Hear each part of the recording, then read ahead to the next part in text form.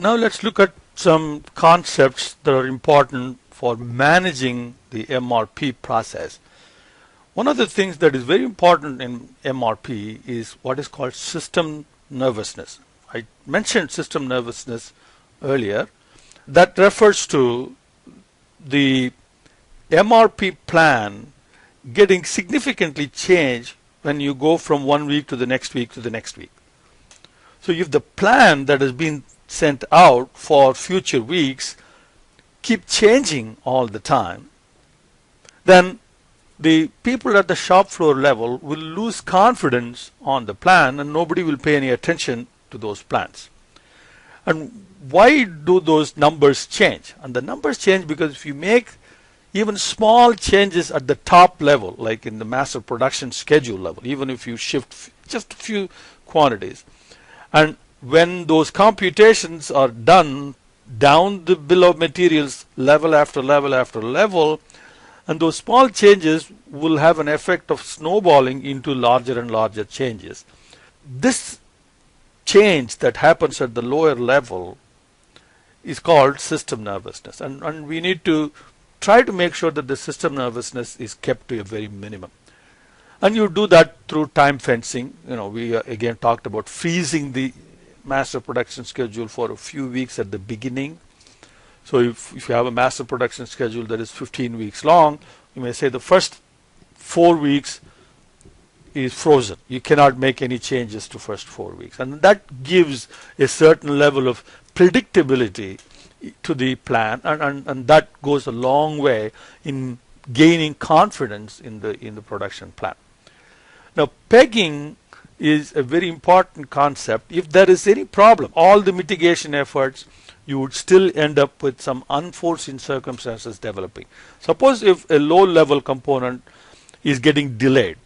Now we want to see which final end product will be affected so we can intimate the customers that there is a delay in the delivery, or you could probably try to arrange subcontracting or whatever other mitigating efforts that can be employed.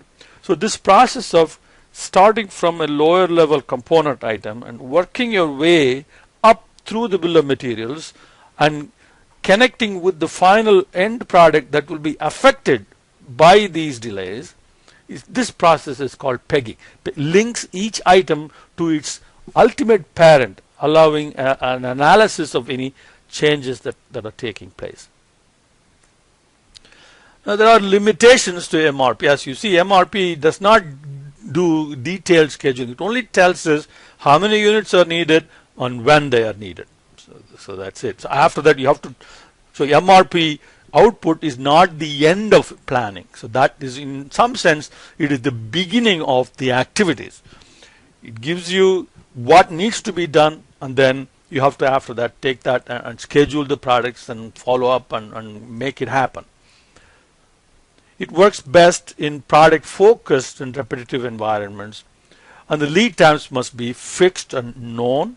If the lead times keep changing, then that would add additional layer of complexity and untrustworthiness to the MRP product. And of course we need to have time buckets. So weekly time buckets is the most common, but these days more advanced computing power has resulted in smaller and smaller time buckets, and some systems use timeless time bucket. There is no time bucket at all, so infinite buckets. Now there are some lot sizing techniques that can be employed, and what we have seen so far is called lot for lot, because whenever there is a net requirement, we want to make sure that that net requirement is supplied, and we take that and place an order, whether the net requirement is just a few items or a large number of items. So one order to the next order to the next order, the lot size will change. Whatever the requirement, that's what your lot is. So that's lot for lot. And this is very good in terms of keeping the inventories low, because you're not ordering anything more than what is required. But then you may end up with lots of different setups. If you have lots of orders and the orders are small sometimes and large sometimes, and you end up introducing a lot of inefficiencies.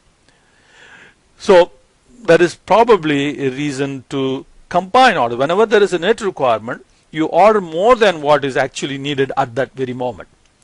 Now, this is okay for items at the lower end of the bill of materials, but if you do this at the top end, then that additional inventory that you are planning more than what is immediately needed will then multiply into more and more of inventory at the lower level items, and you'll end up with huge amounts of inventory in the shop floor. So lot for lot is very good, especially for the top level items. You don't want to do anything other than lot for the top level items, and moving away from lot for lot is all right for lower level items, and we will look at a couple of them. We will look at what is called economic order quantity. It is similar to what we did in chapter 12. So you compute an EOQ quantity, and whenever there is a requirement, a net requirement, then you place an order not for the net requirement but for the EOQ quantity.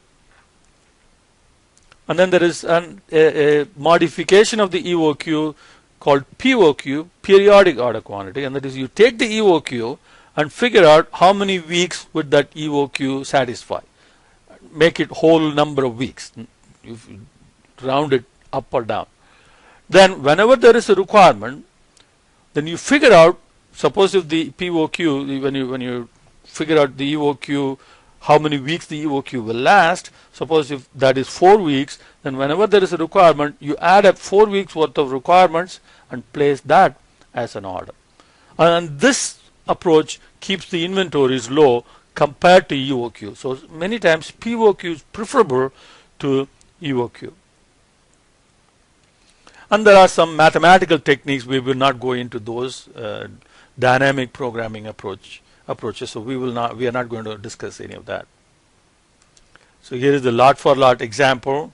We did this in all of our MRP computations, and this is the cost. We'll work an example out in just a minute. So EOQ, whenever there is a requirement, so here there is a net requirement. So instead of ordering 30 like what we used to do, we are ordering 73 because EOQ was 73. So whenever there is a requirement, you order 73, and then you work the cost. Now POQ, so you take that 73, and the average gross requirement is 27 per week.